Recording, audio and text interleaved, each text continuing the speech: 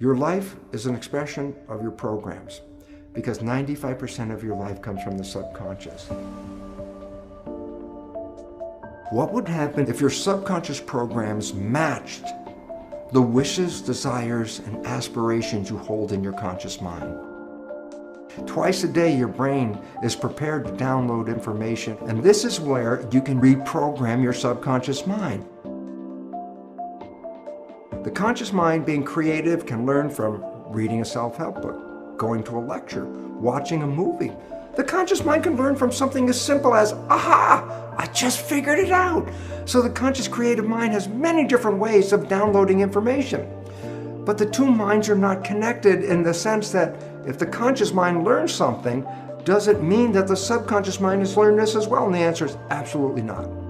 The conscious mind learns through its creative processes, but the subconscious mind learns primarily in two ways. And I say, so what's different? I say, conscious mind, read a book, watch a movie, hear a lecture, it's downloaded, it already knows.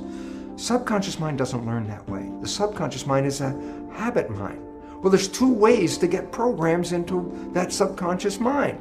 Number one was the way we downloaded information into the subconscious mind in the first 6 or 7 years of life, and that is this. The subconscious mind is operating at a vibrational frequency of theta, which is hypnosis. So it says, oh, yes, you can download information straight into the subconscious if your mind is in a state of hypnosis. So that's one way of acquiring a program. I said, well, the first 6 or 7 years, that brain of a child is predominantly operating in theta hypnosis, but now you're older, now what do? I go, well, here's an interesting fact. Twice a day, your brain goes through a period of theta vibrational activity. Twice a day, your brain is prepared to download information through hypnosis. I say, well, when does that occur? Well, remember, there are vibrational frequencies that ramp up. When you're sleeping, you're at the lowest vibrational frequency called delta. As you start to wake up, but you're not fully awake, that's twilight reverie. That's where you're just waking up and everything. You're still in a dream world. You're in the real world. You're mixing the two. That's a period called theta. So you go from dead sleep, delta. As you begin to wake, the vibrations start to go up and you're in theta. So there's a period of theta where hypnosis can occur. But as you get more awake, theta gets to a higher vibration. Alpha, that's calm consciousness. You're just waking up. You're doing your routine chores of getting ready to leave the house. And by the time you're getting ready to go to work or at work, your brain ramps from alpha, calm conscious, to beta, which is the active consciousness that we usually engage in the busy world in which we live. Well, then you come back home. Well, you've been operating in beta at work, and guess what? You come home, you start to calm down, your brain slips into the lower vibrational frequency, alpha, calm consciousness, and as you start to get ready to go to bed, guess what? From alpha, it drops down to theta as you start to fall off to go to sleep. And when you finally are in sleep, you go from theta to delta. So that means as you're going to sleep, as you're going from the alert state to the sleep state, you also pass through theta. So twice a day, your brain is engaged in theta. On the way in waking up, going from delta to higher vibrations, you pass through theta. On the way of going to sleep, you go from higher vibrations to delta and again pass through theta. So twice a day, your brain is in a state where it is in a state of hypnosis theta.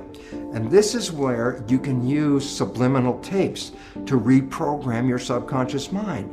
As you go to bed, if you put earphones on with subconscious programming to change whatever behaviors you want to change, as you're going to bed, those earphones on your head, as you go into theta, your alpha consciousness is now disappearing. You're in theta, and in that period of theta, which is twilight reverie, the recording of the tape is being downloaded straight into the subconscious. And that's how subliminal tapes work.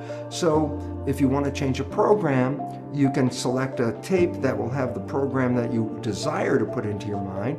And every night as you go to bed, just put the earphones on and you will be in a process of self-hypnosis. Hypnosis is indeed the first way the subconscious mind learns. But after you pass 6 or 7 years of age, the subconscious mind learns in a different way, and that is called habituation. Meaning, if you repeat something and repeat it and repeat it, the subconscious mind will download it and make it a habit.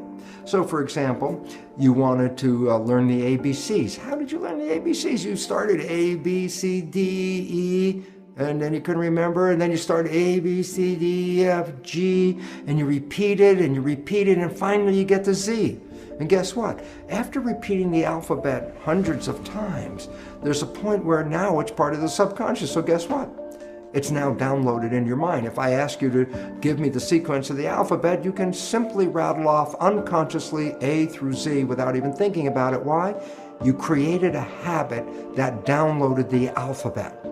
So, after you're 6 or 7, and you want to change programming your life, a way of doing it is the conventional way, is creating a habit, repeating something on almost a religious level. Let me just make it clear. A sticky note on the refrigerator is not a habit. A sticky note on the refrigerator is more or less a wish.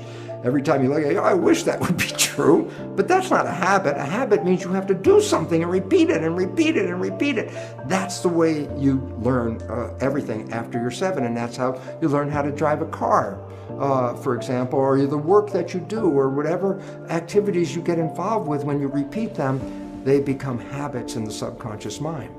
But now comes a very important issue. What are the programs you have to change in your subconscious mind? Especially important is the fact that most of these programs were introduced into you even during the last stage of pregnancy, the last trimester, in the first 6 or 7 years of your life.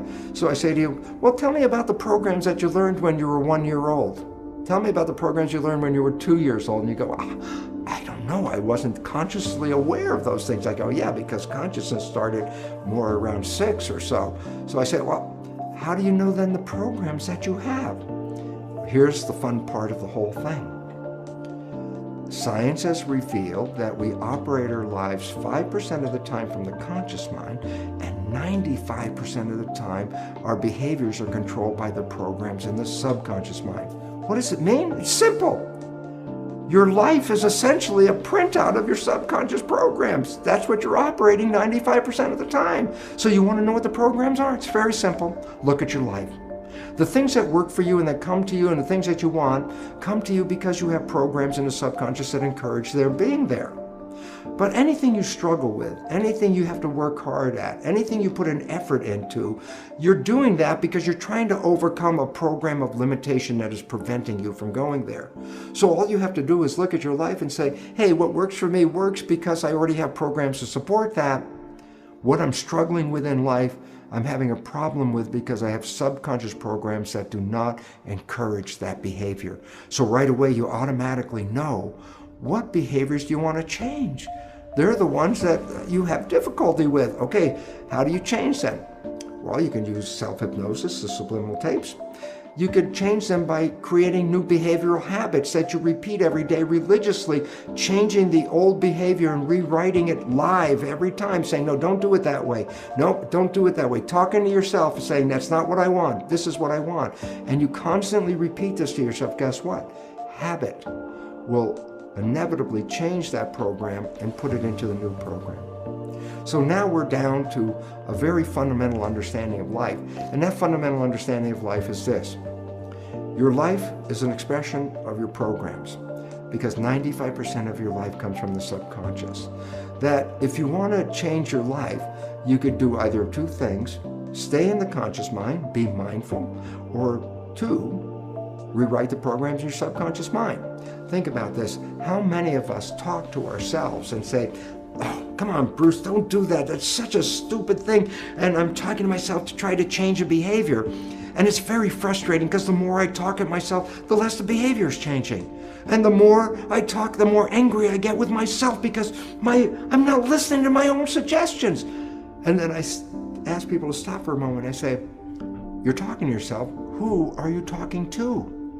And you say, well, I'm talking to my subconscious mind. I go, well, there's the problem. The subconscious mind is like a tape recorder. There's nobody in there.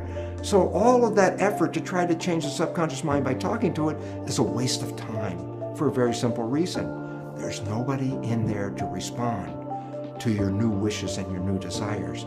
You actually have to engage hypnosis, habituation, What is the consequence of rewriting it? And a simple answer is this. What would be the consequence if your subconscious programs matched the wishes, desires, and aspirations you hold in your conscious mind?